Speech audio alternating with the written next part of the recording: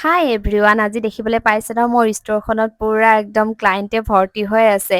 Actually কণমানি কইনা এজনীৰ কাৰণে লেহেংগা এযোৰ অৰ্ডাৰ কৰিবলৈ বুলি আহিছিলে। যিহেতু কাপোৰ মোৰ পৰাই প্ৰভাইড কৰিবলৈ কৈছে, গতিকে বৌকেইজনী এয়া চিলেকশ্যন কৰি আছে। মানে কোনযোৰ ভাল লাগিব তাইক এনেকৈ এয়া কাপোৰ চিলেকশ্যন কৰি থকা হৈছে। কোনযোৰ কাপোৰনো কণমানি কইনাজনীৰ কাৰণে চিলেকশ্যন কৰা হ'ল আপোনালোকক নেক্সট ভিডিঅ'ত দেখুৱাম বাৰু।